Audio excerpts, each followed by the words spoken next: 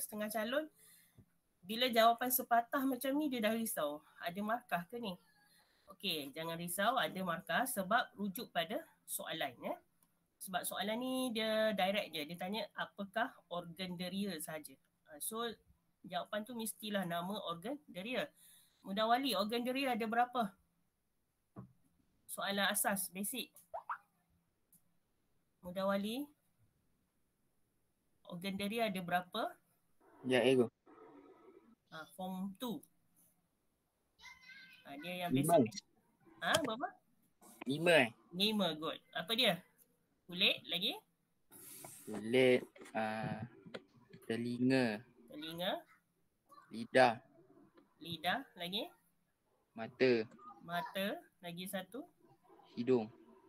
Okey, cukup 5 So, itu adalah satu patah yang perkataan tu. Sebab itu adalah organ deria. Jadi jangan risaulah. Cuma soalan ni dia minta organ deria mechanoreceptor. So jawapan dia kulit. Okey, nombor 3 sebab ini soalan pendapat. Okey, so awak bagilah pendapat masing-masing.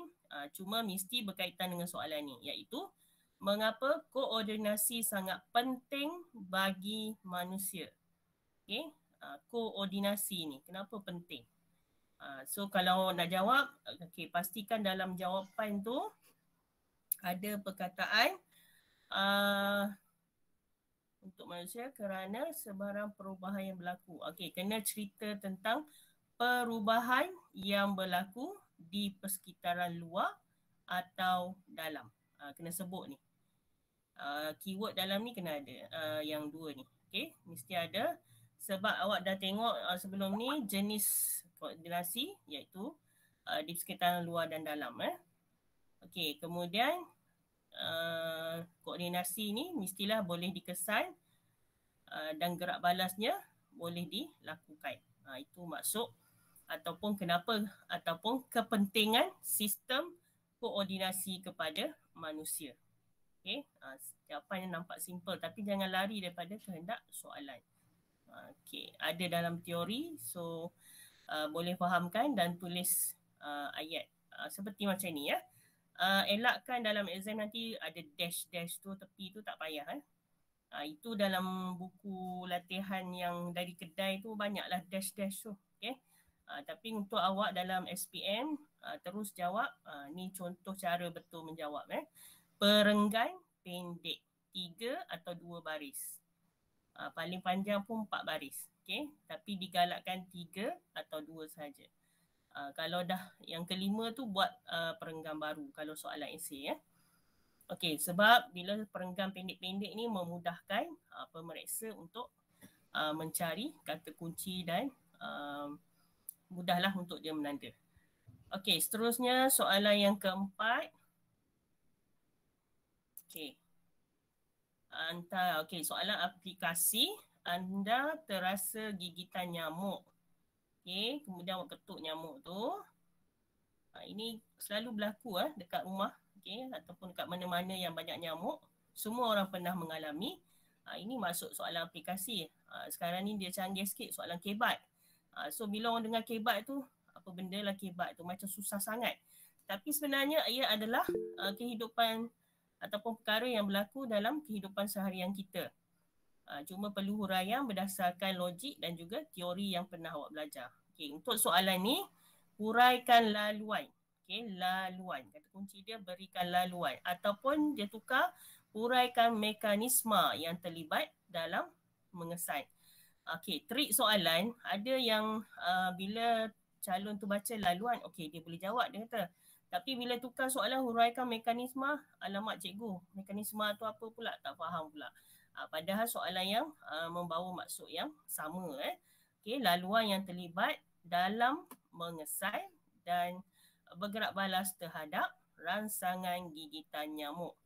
Okey, soalan ni cuma diubah-ubah saja. Dalam buku teks ataupun dalam bioskop, awak akan jumpa mekanisme rangsangan ni untuk sekejap untuk contoh lain. Okey, contohnya seorang individu tu mengangkat telefon, seseorang individu tu sedang berlari, kemudian tersepak tunggul, okey, itu akan ditanya soalan huraikan laluan yang terlibat dalam mengesan dan bergerak balas. Cuma situasi tu saja diubah. Jadi janganlah tengok soalan macam pelik-pelik tu awak terus tak nak jawab. Ramai calon tinggal. Ini yang saya risau. Okay? Jangan tinggal soalan tu. Jawab je. Sebab dia pernah ataupun sentiasa berlaku dalam kehidupan seharian kita. Okay, siapa nak cuba? Nak cuba Leo. Okay, Azim. Okay, rangsangan dari persekitaran luar yang digigit oleh nyamuk. Okay. Dikesan oleh reseptor dia di kaki dan diubah menjadi empat saraf.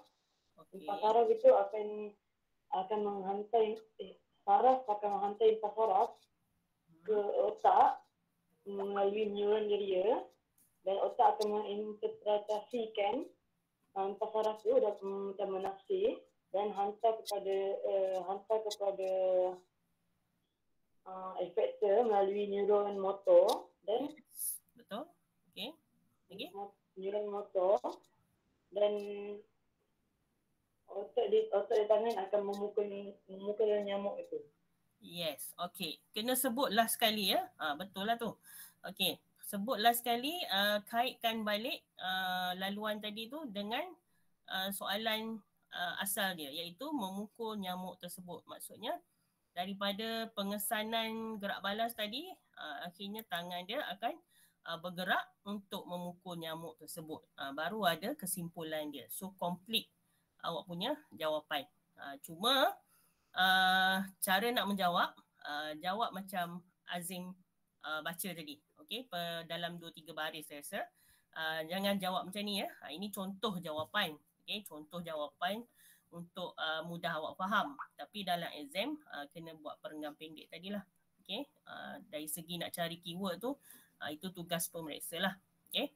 Ini contoh jawapan untuk mudah awak faham bagaimana laluan ataupun mekanisme yang terlibat dalam mengesan gerak balas tersebut. Okay. So mulakan daripada rangsangan. Kena faham setiap apa yang berlaku mesti bermula dengan rangsangan. Okay. Tak kiralah pada organ deria mana. Okay. Kalau yang ini lebih kepada kulit lah. Okay. Rangsangan luar, nyamuk tu gigit kulit awak. Kemudian reseptor akan mengesan. Reseptor mana yang mengesan? Iaitu mekanoreseptor. Kemudian dihantar ke pusat integrasi iaitu otak, di mana otak ni akan menginterpret ataupun mentafsir. Dan melalui apa? Mestilah melalui neuron deria. So kena faham ada tugas untuk setiap yang nak menghantar reseptor tadi, maklumat tadi tu. So siapa yang bertugas? Kalau surat postman yang hantar. Tapi kalau dalam badan kita ni, ini dia, neuron deria yang menghantar ke otak. Dari otak, tugas neuromotor pula. So kalau nak mudah faham, postman dari pejabat pos tu guna motor, hantar surat tu dekat kawan-kawan awak lah. Okay, so at least awak boleh relate dengan situasi gigit nyamuk ni. Nak relate dengan situasi sebenar. Sebab kalau tak, awak tak nampak pergerakan ni, neuron ni. So that's why saya cerita pasal postman tu. Mungkin sekarang ni zaman awak ni nak tengok postman susah sikit lah. Sebab awak semua maklumat kat ujung jari ya. Kawan-kawan pun jarang yang dah susah nak cari yang tulis surat. Tapi semua orang tahu benda tu masih ada lagi digunakan walaupun sedikit. Jadi ini boleh awak analogkan kisah postman tu, jadi mudah untuk awak faham. Jadikan otak ni adalah pejabat pos. Dah tafsir, kemudian maklumat tadi dihantar oleh neuromotor, hantarlah ke otot tangan, iaitu bahagian efektor. Dan ada yang tertukar afektor dengan efektor. Ini dah belajar pun 3 tapi ulang lagi sekali. Afektor dekat sini. Tapi dekat sini, dekat soalan ni dia tak letak lah. Dia lebih refer pada jenis reseptor, iaitu mekanoreseptor. Yang form 3 tak ada tu. Untuk bergerak balas mesti melalui otot efektor. Sebab dah exit. Efektor ni exit keluar. keluar untuk bertindak balas ataupun bergerak balas. Okay, last sekali. Barulah tangan awak tu bergerak pukul nyamuk tu. Bayangkan ada banyak nyamuk tapi awak tak pukul pun, biar je. Itu apa masalah dia? Ini boleh jadi soalan ya. Agak-agaknya kenapa orang tu tengok je nyamuk tu gigit dia? Siapa tahu? Kalau soalan ni bentuk negatif. Apa yang berlaku pada tangan dia? Ada yang ada idea? Kelas? Semua tak ada. Khairunisa, saya tukar soalan ni. Saya kata ada seorang individu tu digigit nyamuk tapi dia membiarkan sahaja. Apakah yang berlaku kepada sistem saraf dia? Warna Khairunisa ada?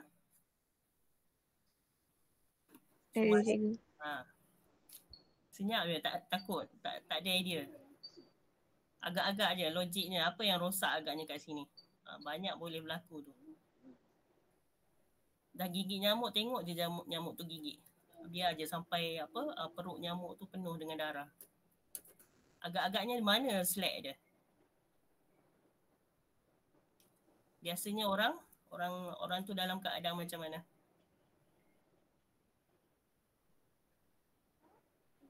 Tak boleh.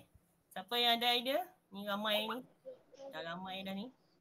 Sistem saraf dia rosak cikgu. Bahagian mana agaknya? Bahagian dekat otak dia. Okey, satu, ada pelbagai kemungkinan. So untuk Khairunisa dia pilih bahagian otak, yes. Mungkin saraf otak dia dah tak berfungsi, orang koma. Itu confirm lah orang koma dia tak boleh nak pukul lah. Okey, nyamuk tadi. Yang kedua, mungkin juga di bahagian mechanoreceptor. Maksudnya bahagian saraf pada kulit dia tu dah ada bahagian yang nyamuk tu gigit. Mechanoreceptor tadi tak berfungsi, mungkin dia ada masalah bahagian dekat saraf kat situ dah mati ataupun sebagainya. So tak dapatlah untuk dia bertindak balas. Contoh orang ada diabetes bahagian kaki yang mungkin dah hampir nak kena potong, okey. So dia tak rasa apalah, dia kebas, dia nyamuk gigit pun dia tak rasa. So itu semua melibatkan masalah pada saraf. Okey.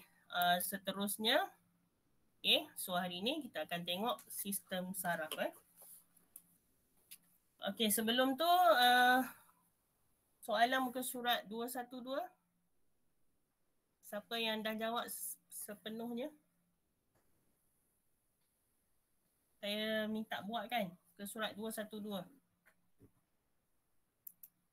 Volunteer? Tak ada. Buat tak kerja rumah ni? Mentang-mentang cikgu tak boleh check Okey, Nazim. Saya nak dengar jawapan Nazim. Saya tak buat cikgu. Buat? Saya tak buat. Tak buat. Tak faham Mudawali, tak apa saya sebut nama dulu. Mudawali? Surat berapa cikgu? 212. 212 saya lupa cikgu buat. Okey, macam-macam boleh dengar. Okey. Nur Akilah? Rukayah? Nurul Adila? Nur Fatin?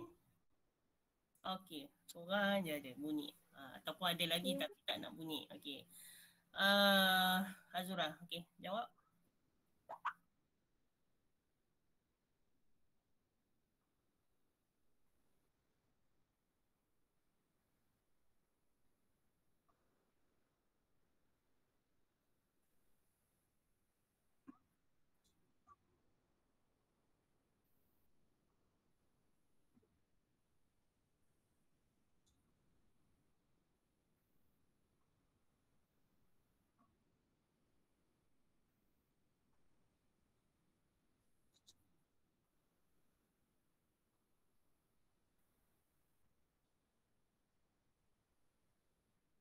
Okey. Bagus. Okey. Semua poin tu ada. Okey. Semua poin ada. Ayat tu dah menceritakan semua. At least dia dah try menjawab. Okay. Dan yang belum buat, nak salin yang dia tu, dia dah faham dia buat tu. Okay. Yang lain saya nak awak fahamkan kenapa jawapan macam tu. Mungkin ada beza sikit daripada Azura baca tadi tu. Tapi poin yang Azura bagi tu ada. Okay, semua ada dalam ni. That's why awak perlu buat latihan untuk practice. Okay. Macam mana nak menyusun ayat. Okay. Form 5 sekarang pun saya duk buat latihan pun masih lagi bermasalah untuk susun ayat. Okay. Dan sekiranya awak masih lagi tak buat latihan, nanti exam lagi susah ya. Saya bagi tahu awak. Cara nak susun ayat tu bukannya dalam ayat BM, okay, bahasa Melayu biasa tu. Maksud saya, awak guna ayat yang tak ada terms-terms biologi. Yang awak dah belajar dalam bio ni. Jadi kalau tak buat latihan lagilah. Okay. Yang dah buat banyak latihan pun ada masalah. Sini-sini awak tu. Kalau tak buat lagilah awak nak jawab apa. Okay, so that's why saya minta buat latihan. Okay, sebanyak yang mungkin. Okay, jadi untuk ini, okay, baca soalan tu. Macam mana nak tackle soalan, nak jawab pula. Okay, nak tackle jawapan lagi, nak tackle soalan lagi. Dan mindset jangan tengok isi tempat kosong tu banyak, lepas tu tak nak jawab. Tu bahaya tu. Lepas tu macam-macam lah alasan sebolehnya cuba juga. Walaupun cuba nak mengelak, cuba nak mengelak. Okay, cuba juga jawab sebab awak nak pastikan awak boleh sesuaikan, okay, jawapan tu dengan dalam exam nanti. Okay, soalan tu, seseorang boleh menghidap membawa HIV tapi tidak semestinya menghidap AIDS. Okay, dua perkara yang berbeza. Okay, bagaimanapun tidak mungkin seseorang itu mendapat AIDS tanpa membawa HIV terlebih dahulu. Jadi nak tak nak memang orang tu akan ada HIV dahulu baru dia ada AIDS. Okay. Okay, terangkan sebabnya. Soalan dia mudah je, terangkan sebabnya. Tapi awak kena faham apa yang penyataan tu sebut. Okay. So kalau awak tengok jawapan kat sini dan yang Azura baca tadi, mesti ada term dia kena bagi tahu HIV tu apa, AIDS tu apa. Okay. So situasi. So bolehlah ceritakan dulu apa dia HIV. So tugas dia akan serang sel darah putih. Sel darah putih ni banyak dia punya nama dia, dah belajar dah. Dan salah satunya ini dipanggil CD4. Okay. Ini nama khas untuk ada salah satu jenis sel darah putih. Yang sebelum ni awak belajar limfosit, leukosit, okay, monosit dan sebagainya. Okay. Itu jenis-jenis sel darah putih. Yang ini dia dari segi terms untuk dari segi perubatan dan sebagainya lah. Okay, CD4 ni. Di dalam sistem keimunan kita semua. Okay, kemudian pastikan dalam jawapan awak tu, yang nak salin cepat. Saya habis cakap ni saya tutup. Okay, kemudian sambil salin tu dengar keyword. Okay, dah tahu apa dia HIV, di mana dia punya lokasi. Okay, lokasi dia untuk menyerang. Kemudian awak kena maklum tentang kesan dia. Okay. Kesan dia untuk melawan jangkitan menjadi berkurangan. Okay. Maksudnya badan seseorang yang dijangkiti HIV ni akan menjadi lemah lah. Okay. Tetapi ada cara rawatan dia. Cara untuk pulihkan dia dengan menggunakan antiretrovirus. Okay. So, apa kelebihan antiretrovirus ni? Okay, kelebihan dia iaitu dia akan mengganggu kita hidup HIV. So that's why individu yang ada HIV tadi dia masih boleh lagi diberi rawatan dengan menggunakan antiretrovirus ni. Okay, faham tak kelas untuk HIV dulu? Boleh ya? Boleh. Okay. Jadi untuk kontrol kita rawat dia. So kalau tak rawat dia akan menjadi badan dia akan menjadi lemah sebab dah ada jangkitan HIV. Kemudian awak terangkan lagi pernyataan itu tentang AIDS. Okay, so apa dia AIDS? Di mana sistem keimunan manusia akan berlaku kesan daripada HIV yang tidak dirawat. Okay. Tidak dirawat. Okay, jadi seseorang tu akan disahkan mengidap AIDS. So dia berpunca dari perebakan kesan HIV tadi. Ini kes-kes contoh penagih dadah lah. Dia tak pergi buat rawatan. So last kali dia akan menghidap AIDS. Sistem badannya semakin lemah dan dia akan mencapai tahap ataupun aras yang sangat berbahaya. Okay. Okey, satu lagi situasi, seseorang yang disahkan sebagai pembawa, pembawa HIV, sistem badannya masih lagi boleh dikawal dengan rawatan yang konsisten. Boleh dikawal tapi dengan rawatan yang konsisten. Okey, so tu poin-poin ini yang menerangkan kenyataan dalam soalan uji minda 11 tu. So kena lengkap lah. Ini 4 markah ataupun 6 markah. Dan nak jawab dalam exam nanti macam ni. Okay, perenggan. Kalau boleh ini satu perenggan agak panjang ni. Pisahkan 2. Okay, pisahkan 2. Mungkin oleh itu ni boleh tulis kat bawah ni. Bagi nampak kemas sikit. Okay, so saya harap tolong ya. Yang belum buat tu tolong tulis balik. Dan fahamkan. Okay, jawapan tu nak apa. Keyword mesti ada. Dan terangkan jawapan tersebut. Okey. So lepas ni tolong ya. Kalau saya suruh ataupun minta buat latihan, tolong buat. Kalau tak buat, saya tak rugi, awak yang rugi ya. Nak jawab exam tak lama lagi. Dan banyak lagi kita nak habiskan ni. Okey, jadi kita sambung 11 ataupun 12.2 hari ini iaitu tentang sistem saraf. Okay, hari ni tak ada pembentangan jadi dengar sepenuhnya. Kemudian saya akan tanya soalan nanti. Tapi seeloknya awak yang bertanya. Okay, sepatutnya awak yang bertanya. Okay, so untuk sistem saraf. Form 3 dah belajar. Sistem saraf terbahagi kepada berapa, Nabil? Cik Nabil je kena. Danish ada tak Danish? Danish tak masuk. Akil, Syauki, hilang terus. Zalahuddin? Zalahuddin, sistem saraf terbagi pada berapa? Macam mana nak belajar ni? Semua main senyap. Jawab cikgu. Okay, Mudawali. Ada 2. Apa dia? Sistem saraf pusat dengan sistem saraf periferi. Okey, saraf pusat terbahagi kepada? 2. Iaitu? Otak dengan saraf tunjang. Okey, kemudian otak terbahagi kepada? 2. Iaitu? 2, 3. Ada 3 3. apa dia? Apa ni? Cerebellum dengan medulla oblongata. Okey, thank you, very good. So kenapa saya tanya? Sebab itu sebenarnya asas yang dah diajar masa Form 3. Jadi bawa balik sebab yang untuk Form 4 ni dia lagi detail. Tapi yang asas tu tak boleh tinggal ya. Sebab saya masih ingat lagi dekat kelas Form 3 saya ajar ni. Okay.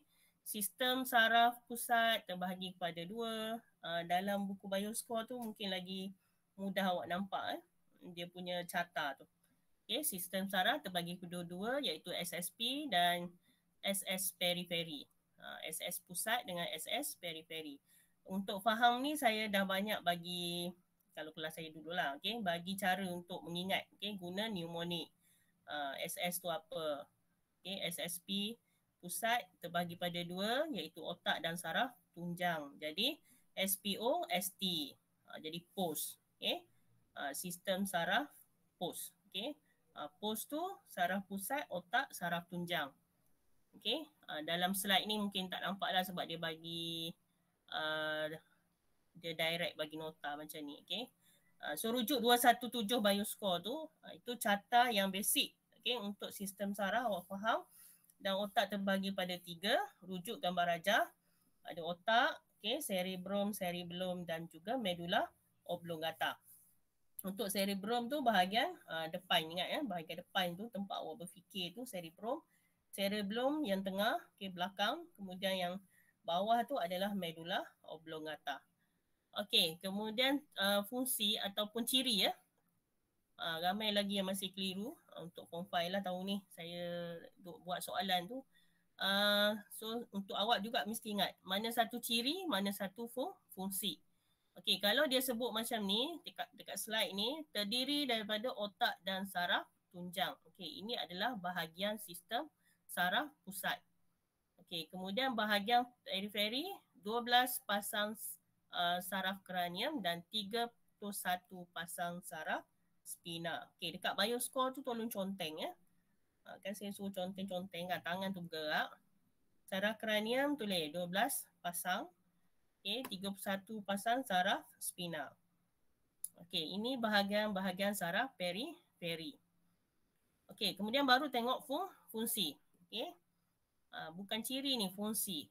Fungsi ataupun tugas saraf kranium apa? Menghantar impuls dari dan juga ke otak. Itu kranium. Okey, ingat impuls dan sebenarnya dari dan ke otak, maksudnya dari otak dan juga ke otak lah, dia punya rotation tu. Itu tugas saraf kranium. Okey, saraf spina impuls dari saraf tunjang ke saraf tunjang yang lain. Itu saraf spina. So awak boleh tengok gambar rajah tu. Bahagian-bahagian mana periferi dan juga mana saraf spina. Sistem saraf ni sangat penting ya. Dia saling memerlukan dengan sistem peredaran darah di sebelahan saraf ni. Saling berkait. Awak nampak highway ni. Kalau sistem pengangkutan darah sama juga highway dia, cuma warna merah lah sebab mengangkut oksigen dan juga darah terdioksida. Okey, so untuk hari ini kenal pasti label soalan objektif dia akan tunjuk dan awak perlu tahu yang mana satu saraf kranium, spina, juga otak, juga saraf tunjang semua ni. Okey, boleh ya soalan melabel. Okey, kita teruskan. Okay, ini untuk info. Otak kita semua ni lebih kurang 100 bilion neuron. Okay, neuron. Apa dia neuron? Iaitu sel saraf kita lah. Okay, 100 bilion. Kalau ada setengah kalangan kita ni suka sangat guna iklan tu. Sel-sel saraf tak berhubung. Tu kalau cikgu tanya soalan tak boleh jawab tu, ada yang jawab. Cikgu, sel saraf tak berhubung. Tu masalah tu. Okay. So kena pastikan sel-sel saraf kita ni sentiasa aktif lah. Okay? Nak aktif tu kena asah berfikir. Sampaikan jadi isu sekarang ni, yang saya terbaca, generasi sekarang tak suka berfikir. So awak buktikan itu salah lah. Kena rajin berfikir, barulah neuron-neuron ni akan bergerak secara aktif. Dan jangan mengeluh, cikgu banyak sangat nak baca, nak hafal. Semua subjek susah-susah. Sebenarnya peratus awak umur 16 tahun menggunakan ruang otak ni masih banyak lagi kosong. Peratusnya terlalu sedikit. Peratus guna kawasan otak ni masih lagi sedikit pada umur 16 tahun. So sebenarnya tak boleh bagi, bukan tak boleh lah, maksudnya tak sesuai bagi alasan banyak sangat subjek nak ingat. Sebab sebenarnya kena asah. Okay, kena sentiasa berfikir. Ruang untuk awak ataupun memori awak ni nak belajar semua subjek tu masih banyak lagi kosong. Tapi kalau tidak dilatih, sebab semuanya memerlukan latihan, itu yang jadi bila cikgu tanya senyap. Sebab tak biasa. Jadi dia kena berlatih bercakap, berlatih menulis dan sebagainya. Jadi itu fungsinya 100 bilion neuron tadi, perlu diasah untuk digunakan. So untuk otak ni, dia adalah pusat koordinasi. Semua orang tahulah otak ni sangat penting nak kontrol semua pusat pemikiran dan sebagainya. So dia terdiri pada cerebellum, cerebellum, hypothalamus, di mana maklumat akan dia dirangsang oleh hypothalamus. Medulla, kalau bahasa mudah orang-orang lama panggil batang punah dekat belakang tekuk ni, kat leher tu adalah medulla oblongata. Kalau tengok dari belakang lah, ini dah gambar daripada tepi. Dari belakang ni ada kat atas tengkuk awak tu medulla oblongata. Okey, kemudian kelenjar pituitary. Okey, hormon akan bergerak dalam kelenjar pituitary. Okey, kemudian kita tengok satu-satu cerebrum dulu. Nur Atikah Yusri ada? Nur Atikah Yusri. Cikgu popek seorang ni. Nabila Huda? Ada. Okey, cuba bacakan ni cerebrum. Boleh tak? Nampak tak? Nampak. Okey. Baca Ataupun awak boleh berikan saya ayat awak sendiri daripada apa yang poin penting yang dalam ni. Apa dia cerebrum yang awak faham? Dari segi fungsi, kalau saya tak baca, kalau awak tak baca step by step ni, apa yang awak dapat fungsi cerebrum? dia menerima maklumat dan rangsangan daripada reseptor. Menerima maklumat. Fungsi lain yang paling penting, dia sebagai tempat apa? Pusat apa?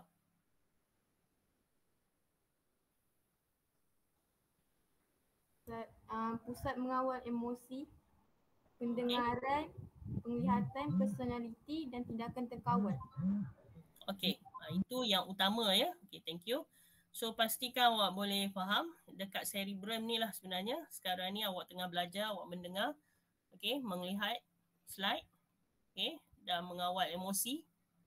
Sebab emosi ni perlu dijaga ya. So siapa yang jaga dia? Cerebrum lah. Ada orang tak boleh kontrol emosi, terus tutup, terus keluar, okey, sebab tak nak belajar. Contoh je lah. So saya nak bagi tahu tentang mengawal emosi ni. So di mana? Di cerebrum. Okay. So pastikan cerebrum kita semua ni sihat lah. Okay. Berfungsi dengan baik untuk mendengar, melihat, okay, menulis dan sebagainya. Dan menjaga tindakan terkawal. Okay, dah belajar. Apa dia tindakan terkawal? Naufal. Aman Naufal, apa dia tindakan terkawal? Tindakan terkawal.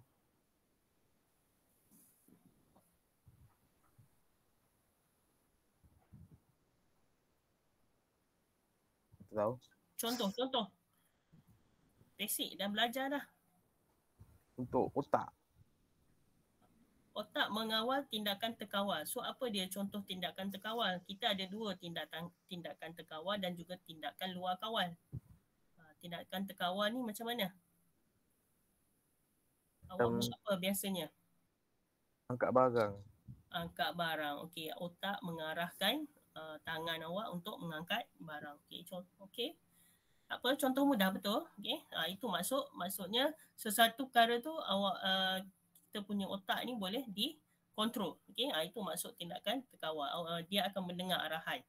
Okey, pergi angkat barang sana, dia pun pergi angkat. Orang tu pun pergi angkat. Okey, itu contoh yang berlaku ataupun menunjukkan cerebrum tu berfungsi dengan baiklah. Okey. So itu tentang cerebrum. Okey, saya bagi fungsi, saya nak minta fungsi utama saja itu. Okey, kalau tak jelas boleh tanya. Okey, saya fokus pada fungsi utama dan juga struktur yang ini ciri ya. Yang saya nak tekankan, bezakan fungsi dengan ciri. Banyak kali saya sebut, jangan jawab ciri, soalan tanya fungsi pergi jawab ciri. Ciri dia struktur yang paling besar dan kompleks. Lokasi dia di mana? Di hadapan otak. Okay, so pastikan awak tahu lokasi. Hadapan otak ni depan ni. Okay, bahagian depan dah ni. Okay, kemudian yang kedua cerebellum. Okay, cerebellum ni selepas cerebrum tadi ada cerebellum. Ni mudah Saya selalu sebut balance. Okay, nak ingat fungsi dia, ingat balance. Belum jadi balance. Okay, sebab dia mengawal keseimbangan badan. Okay, serta koordinasi pengecutan otot untuk pergerakan badan ni, maksudnya segala pergerakan awak untuk berjalan, berlari dan sebagainya dikawal oleh cerebellum. Okay, jadi badan awak bila berdiri boleh seimbang. Sebab adanya cerebellum tadi. So sebelum cerebellum, balance. Ingat balance. Balance, imbang, seimbang. Ini yang paling mudah lah. Okay, kemudian medulla oblongata. Medulla oblongata ni, okay, bahagian belakang tengkuk. Oh, sorry. Okay, terletak pada anterior cerebellum. Okay, anterior cerebellum bahagian sini, tepi sini. Okay, and then dia kontrol tindakan luar kawal. Apakah dia contoh tindakan luar kawal? Denyutan Aini? Denyutan jantung. Lagi selain daripada tu? Bernafas. Bernafas. Okay, so maksudnya boleh tak kita kontrol perlakuan tu? Tak boleh ya. Itu maksud tindakan luar kawal. Dia berlaku dengan sendiri. Semuanya bergerak. Okay, jantung dan sebagainya. Semua dah silap tekan ni. Okay, so itu adalah contoh tindakan luar kawal yang mana dikawal oleh medulla oblongata. Okay, sekejap. Okay, kelenjar pituitary. Anur Aslinawati, apa dia kelenjar pituitary? Anur? Azfar? Anur ada, okey. Kelenjar utama. Apa maksud kelenjar utama tu?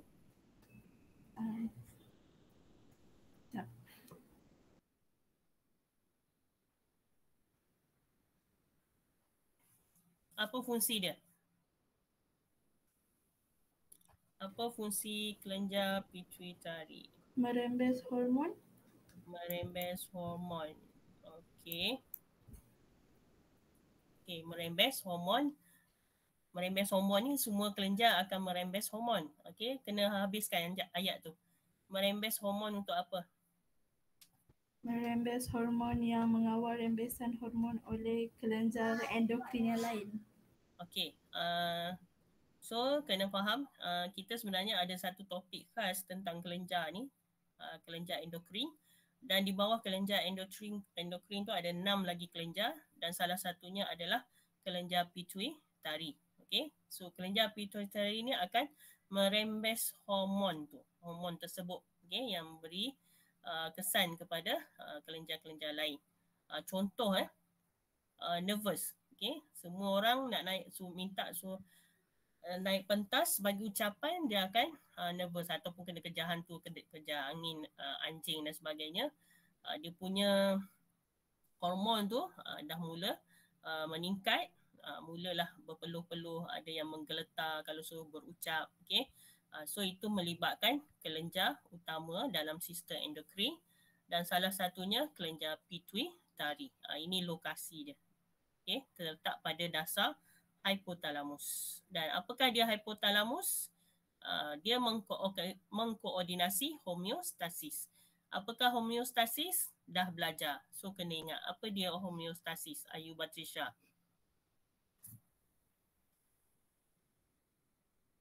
Ayu Batrisha. Homeostasis apa? Ada kat situ sebenarnya, cuma kena tahu ambil point dia. Semua dah belajar tapi kena relate balik dalam sistem saraf. Boleh? Sekejap. Okey, sambil-sambil itu berfikir ya, tolong. Siapa lagi? Nur Akilah. Kalau boleh ada jawapan bagi tahu. Nur Akilah? Nur Atirah Natasha? Nur Hanim? Dia keupayaan untuk kekalkan persekitaran. Homeostasis, ia ada sedikit point kat situ, keyword dia mengekalkan persekitaran. Ulang lagi sekali. Nurhani. Keupayaan untuk mengekalkan persekitaran. Keupayaan untuk mengekalkan keadaan persekitaran sebenarnya salah satu fungsi homeostasis, dan yang lengkapnya dia adalah juga merupakan pusat kawalan untuk mengawal atur suhu badan, okay? Keseimbangan serta tekanan darah dan juga keletihan dan sebagainya lah. Itu maksud keupayaan dia mengawal keseimbangan badan. Itu maksud homeostasis. Jadi siapa ataupun di mana pusat koordinasi dia adalah di hypothalamus. Okay, thank you. So hypothalamus ni satu lagi peranan dia menghubungkan sistem saraf kepada sistem endokrin melalui kelenjar pituitari tadi. So bila sebut kelenjar ni lebih kepada hormon, penglibatan hormon. Apakah dia hormon? Sejenis bahan kimia yang akan memberi rangsangan dalam sistem saraf. Okey. Dan mengawal rembesan beberapa jenis hormon kelenjar pituitari. Itu fungsi hypothalamus.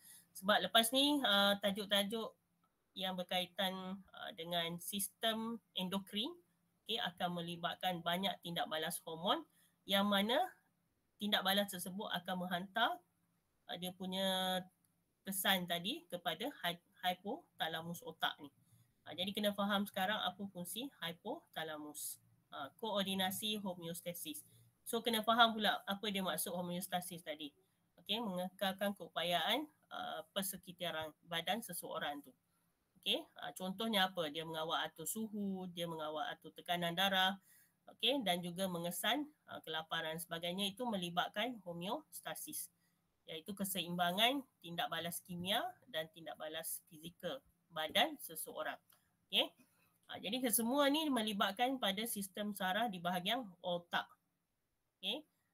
Otak, kena ingat tadi pos tadi tu.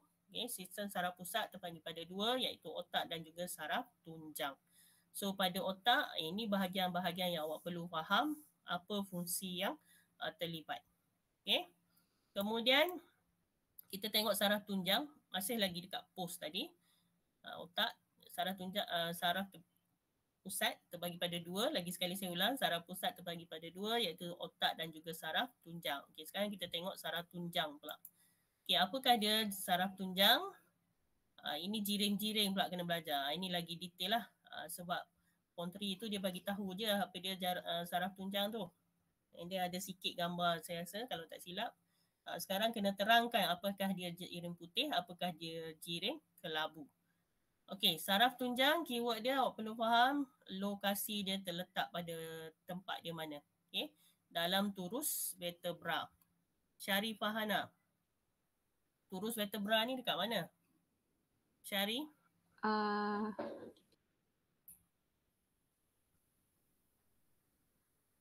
Agak-agaknya kat mana tu? Turus vertebra.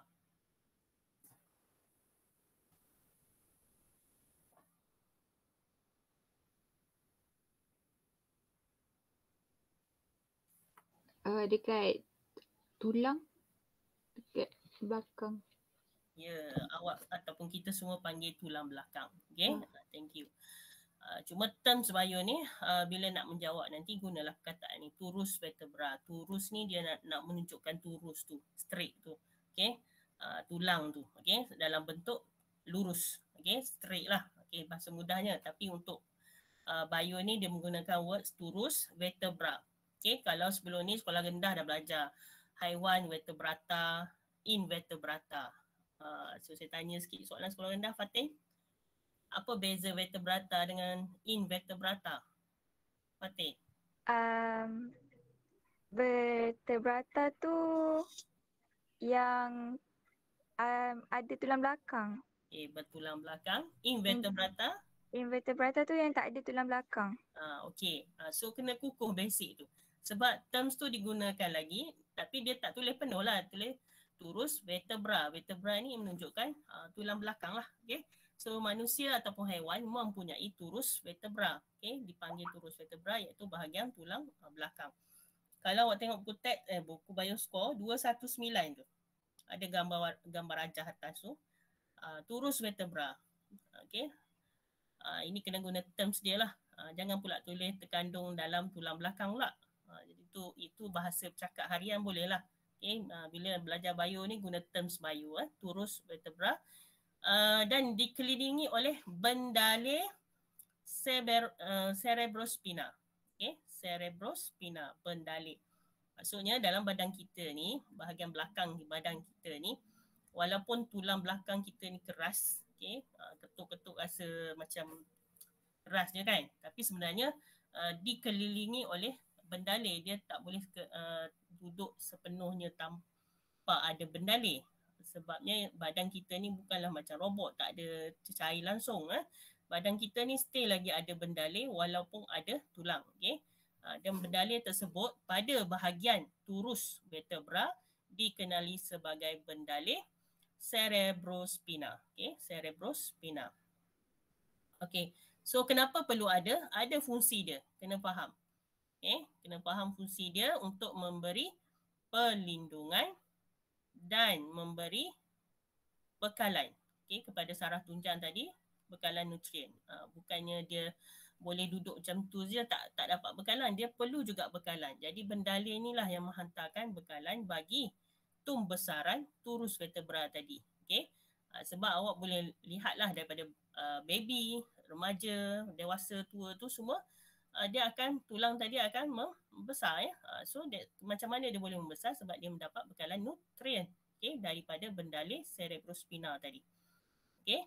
So definisi ataupun maksud saraf tunjang, ni jawapan penuh dia, awak perlu jawab nanti. Okay, kemudian jenis ataupun bahagian saraf tunjang ada dua, iaitu jiring putih dan jiring kelabu. Okay, so kita buat operation, saintis-saintis buat operation lah untuk dapatkan bahagian-bahagian saraf tunjang ni, potong bahagian tulang belakang tu, okay, turus vertebra tadi. Okay, kemudian buat kajian, kena pasti bahagian jiring putih dan jiring kelabu.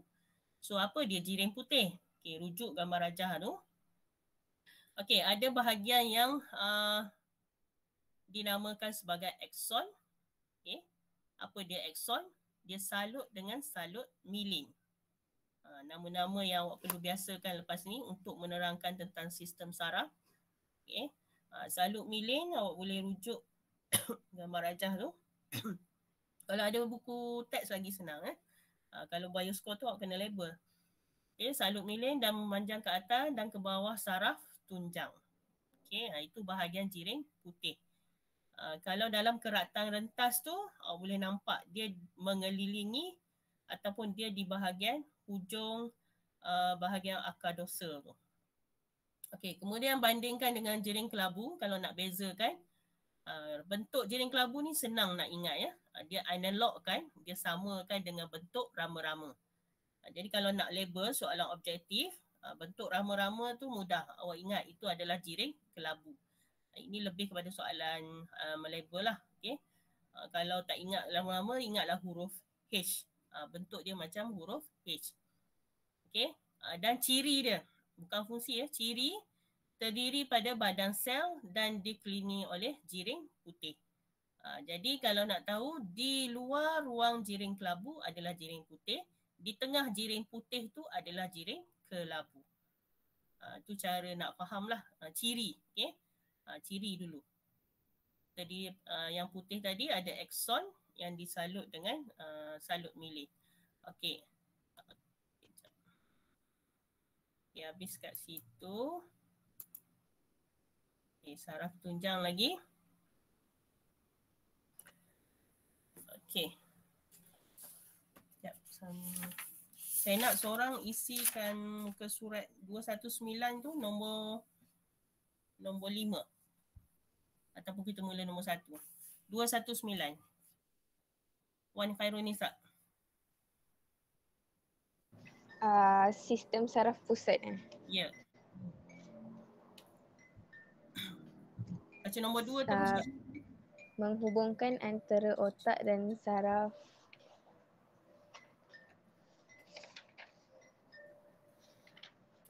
apa tu? Saraf spina. Saraf spina, okey, iaitu sistem saraf Sistem saraf periferi. Okey, lagi? Ia dikelilingi oleh bendalih cerebrospina yang membekalkan nutrien kepada saraf tunjang. Yang ketiga, saraf spina bercabang dua membentuk akar dorsal dan akar ventral. Akar dorsal mengandungi neuron dorsal manakala akar ventral mengandungi neuron motor. Okay. 4. Terdiri daripada jiring kelabu di bahagian di bahagian tengah dan jirim putih di sekelilingnya. Okey dah. Yang kelima, Okey. Kita minta online pula. Thank you. Betul semua tu. Bahagian tengah. Okey. Ingat lagi sekali ya. Tengah tu kelabu, jiring kelabu. Dan jiring putih mengelilingi dia. Nombor 3 tu saya harap faham. Akar dorsal dan akar ventral. Boleh rujuk gambar rajah tu dekat mana. Kita buat operation potong bahagian turus vertebra tu. Okey. So kita akan dapat dorsal yang ada neuron dorsal. Akar ventral mengandungi neuron motor. Ventral yang kat bawah tu. Itu neuron motor. Okey, kemudian nombor 5, isikan tempat kosong, uji minda 6, lengkapkan label. Okey, mana lelaki ramai tak ada ni? Dahsyat tu. Nazim lah. Nazim dah tadi. Nabil. Nabil. Nombor berapa cikgu? PQRS. Oh. P axon, Q silent myelin, R nodus revia. Nah, S? S saya tak pasti lah cikgu. Okey, okey, thank you. Ada jawapan lain tak?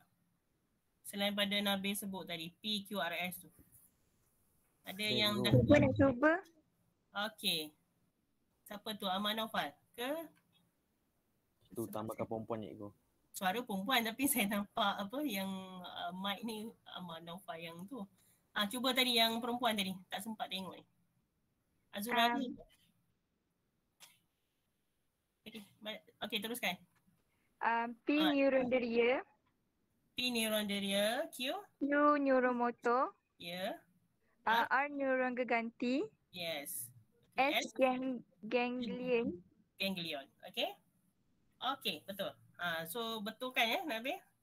Yang tadi tu. Ni jawapan dia. Baik cikgu, baik. Okey. Thank you Nofatin. Okey, P neuron deria. Okey. Tengok garisan tu, kenal mana satu neuron deria. Tak nak tersilap label. Okey. Q neuron motor. Ingat motor ni senang je. Motor ni yang dah nak keluar. Okey, maklumat tu nak hantar keluar. Bawa motor. Awak ada yang suka rempik tu ingat. Motor rempik tu nak keluar dah. Bukan nak pergi masuk litar lagi dah. Okey. Kemudian R, neuron geganti. So awak boleh tengok neuron geganti tu berada di jiring kelabu. Itu tempat pertukaran maklumat impas saraf. Kemudian S tadi ganglion, lebih kepada bersambung dengan akar dorsal. Okey, so tu untuk soalan label. So kalau awak baca bioinfo kat situ, sebenarnya awak dah biasa dengar bendalih cerebrospina ni. Dah biasa dengar, cuma hari ni dengar cerebrospina. Sebelum ni awak dengar air tulang belakang. Betul tak? Pernah dengar tak air tulang belakang? Ke tak pernah dengar juga air tulang belakang?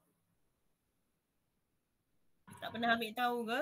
Air tulang belakang ni biasanya siapa yang ada masalah slip disc ataupun baby yang menghadapi jangkitan kuman, doktor akan ambil air tulang belakang. Itu bahasa cakap. Hari-harian lah. Dan kalau awak dah belajar bio ni kena tahulah itu adalah bendalih cerebrospina. Sebab daripada bendalih tu kita boleh detect ada virus ataupun tidak dalam otak. Siapa boleh bagi idea macam mana dia boleh detect virus dalam otak tu? Sebab apa dia guna air tulang belakang tu? Baru belajar tadi. Sebab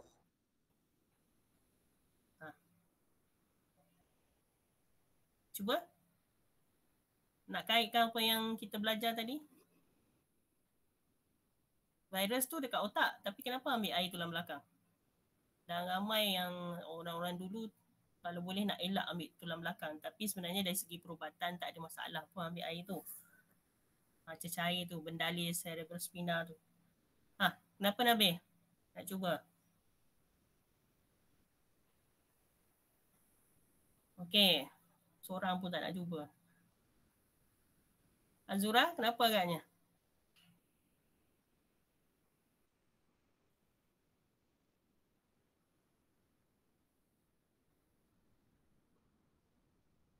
Ya. Ya, sebab sistem saraf pusat terdiri pada otak dan juga saraf tunjang. So, kedua-dua tu saling berkaitan. Okay, good. Okay, thank you. So, apa saja yang berlaku di otak akan dapat di-detect. Okay, dikesan melalui air tulang belakang tadi. Okay, ataupun bendalai cerebrospinal tadi. Dan kebanyakan kes yang dekat hospital selalunya yang pernah saya jumpa lah. Bayi yang lahir lah. Okay, otak dia akan mendapat penyakit meningitis yang mana otak dia dijangkiti virus. Okay, bahagian otak dia dijangkiti virus, jadi doktor terpaksa ambil air tulang belakang tu ataupun bendalai cerebrospinal tu. Kalau peringkat awal buat rawatan, insyaAllah baby tu selamat lah. Tapi ada satu kes tu lambat dibuat rawatan. So akhirnya baby tu meninggal sebab virus dah merebak dekat otak. Lambat diagnose, lambat ambil tindakan. So careful Okay, tak apa. Teruskan nombor 6. Satu lagi. Farah pun tak ada hari ni. Fahatul. Nombor 6.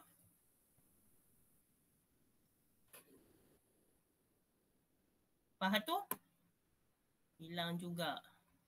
Selalu kelas lain lelaki je yang diam. Kelas ni perempuan pun diam juga. Nurul Adilah. Nurul Adilah. Sumaya.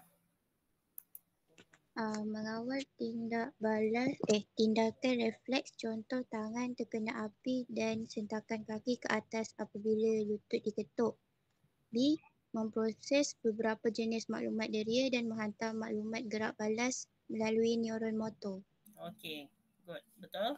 Okay, mengawal tindakan refleks and then maklumat gerak balas melalui neuron motor. So, nombor 6 tu fungsi fungsi sistem saraf tunjang. Okay. So, untuk memproses maklumat and then mengawal tindakan refleks. So, sebelum ni kalau awak kena kena api tu, tangan awak terus angkat tu, itu disebabkan oleh maklumat yang disampaikan melalui saraf tunjang. Okay. Terus bertindak balas. So kalau kena api tangan awak tu awak biar je, itu ada masalah lah untuk saraf tunjang, tak berfungsi lah. Orang lain angkat tangan, awak letak je dekat api tu. Itu something wrong, something wrong. Okay. So ini adalah contoh sistem saraf yang tadi kita dah ceritakan dia. Ini dia ganglion, akar dorsal, bahagian ganglion Ini belakang ni. Okey, akar dorsal, akar.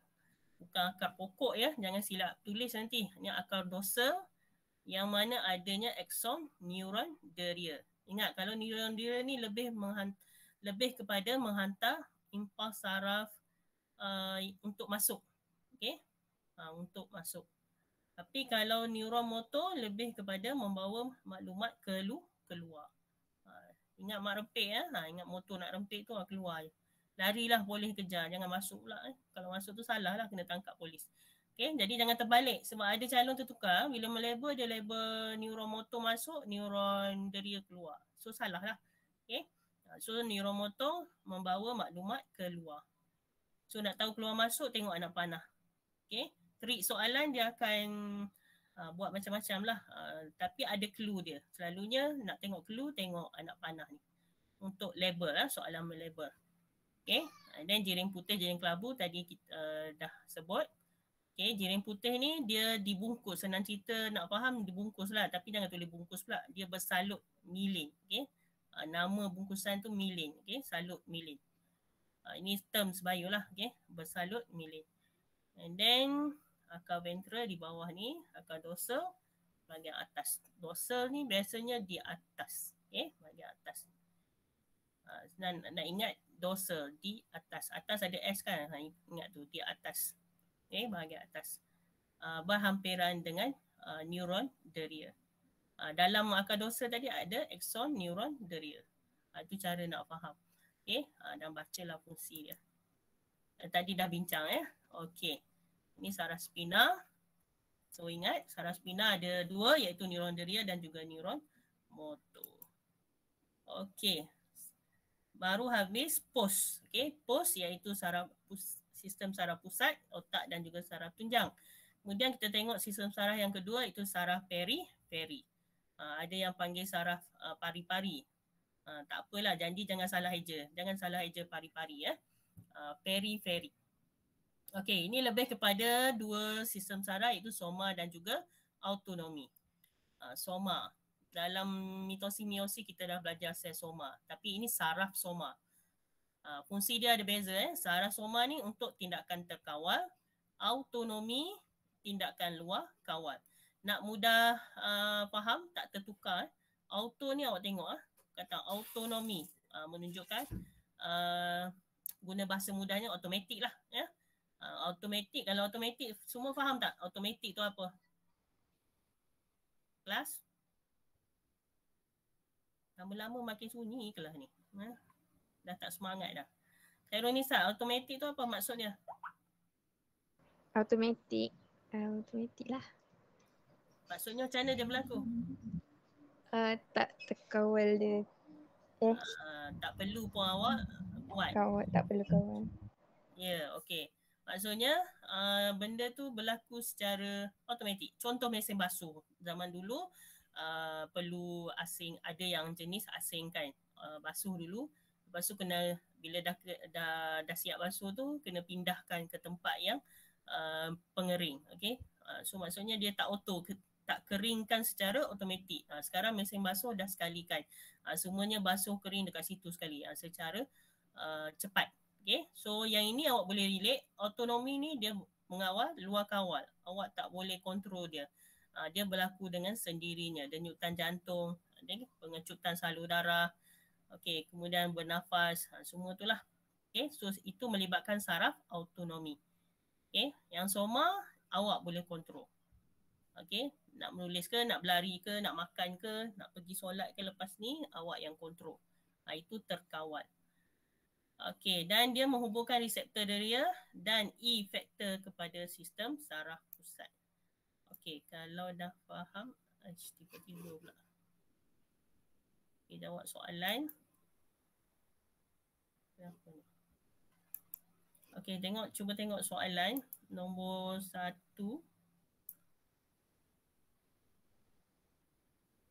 Okay, siapa nak cuba soalan nombor 1? Jelaskan peranan otak dalam koordinasi badan. Azim?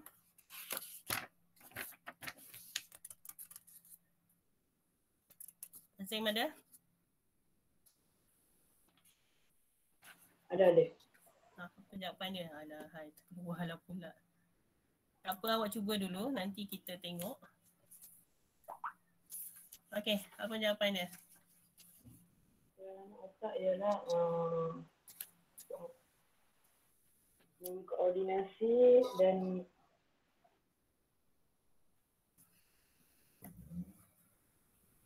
otak dalam koordinasi badan.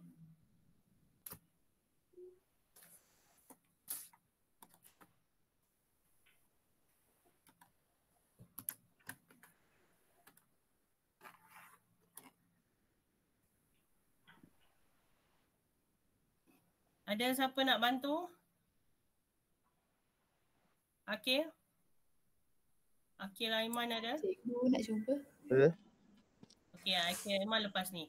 Yang nak cuba tadi siapa? Hanim. Hanim. Okey, good. Cuba. Otak menerima pelbagai jenis maklumat daripada reseptor. Otak menganalisa, mengintegrasi dan menghubungkaitkan maklumat tersebut supaya membentuk satu gambaran menyeluruh yang bermakna. Selepas maklumat diproses, gerak balas yang sewajarnya akan ditentukan dan arahan diberikan kepada efektor untuk melakukan gerak balas tersebut. Sampai situ ya? Okey.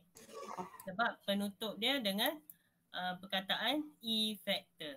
Okey, kenapa E ni nak faham dia exit So bila exit confirm dia akan berlakulah gerak balas. Okey. So itu penerangan secara umum sebab soalan pun umum. Okay, peranan otak dia tak minta pun terangkan jiring putih, jiring kelabu, dia tak minta terangkan tu. So untuk tackle soalan, pastikan awak faham dia tanya secara umum ke spesifik. Jangan bila umum ni janganlah masukkan pula jiring kelabu, jiring putih tu. Okay. So terangkan secara umum. Okay. Otak terima maklumat daripada siapa? Okay. Keyword dia daripada receptor. Okay. Last kali tutup dengan effector. Okay. Otak. Macam biasa otak tadi analyze, integrate. Okay. Hubungkait maklumat ataupun mentafsir maklumat. Okay. Untuk membentuk gambaran ni ataupun untuk memberitahu secara keseluruhan, okay, maklumat ataupun info yang bermakna, and then dah proses semua tu, dia akan hantar, okay, melalui neuron motor, diberikan kepada efektor untuk berlakunya gerak balas. Okay, so ini secara umum lah. Neuron motor, neuron deria pun dia tak sebut, tapi dia cerita secara umum, keseluruhan dia, okay, peranan otak ni. Sebab dia fokus hanya pada otak. Jadi kalau nak menjawab nanti jangan campur aduk yang lain pula ya. Sebab dia tanya pasal otak saja. So otak ni secara umum dia tafsir maklumat, okay, dapat maklumat, proses, macam CPU lah ya. Dapat proses dekat cerebrum tadi, kemudian hantar balik dekat efektor untuk berlakunya gerak balas. Okay, kemudian soalan 2, kita teruskan je. Fungsi. Soalan ni pula awak perlu highlight fungsi cerebellum dan medulla oblongata. Jangan pula pergi cerita cerebrum. Okay? So kena faham soalan. Ini soalan perbandingan. So bandingkan, tak perlu pun buat kotak. Okay, buat ayat saya kata satu perenggan, tapi pastikan ada kedua-dua ni. Perbandingan tu ada kedua-dua iaitu cerebellum dan medulla tadi. Okay, so yang ini dia tak buat sambungan. Dia buat satu ayat, tak ada masalah. Kalau nak sambung pun boleh. Contoh sambung berfungsi mengawal dan menyelaras pergerakan badan serta memelihara keseimbangan badan, manakala medulla oblongata mengawal gerak balas yang tidak disedari seperti tindakan peristesis. Okay, so ini jawapan kepada soalan perbandingan. Nak berhenti pun boleh, titik. Ataupun tak nak manakala tetapi. So pastikan awak beri satu perbezaan untuk cerebellum dan medulla. Okey, kemudian soalan 3. Okey, nyatakan satu perbezaan. Okey, sistem saraf soma baru belajar tadi. Okey, saraf soma mengawal tindakan terkawal, autonomi tindakan luar kawal. Nak bagi contoh pun boleh. Sebab dia hanya minta satu saja, jadi tak susah soalan ni. Okay, satu perbezaan saja. Kalau 2 kena tambah lagi lah. Sebab ini bukan 2 ya, ini satu markas sahaja. Okey, nombor 4. Akil Aiman ada tak? Tadi tak jawab lagi. Akil Aiman? Hilang lah. Ni solat dah. Atikah, Doratul Atikah? Ni soalan aplikasi. Saya nak cuba cikgu. Dah balik. Okey, cepat. Good. Besi ni dia tak dapat dikawal. Sekejap. Tiba-tiba dia bersin. Bau belacan bersin. Sebab dia apa?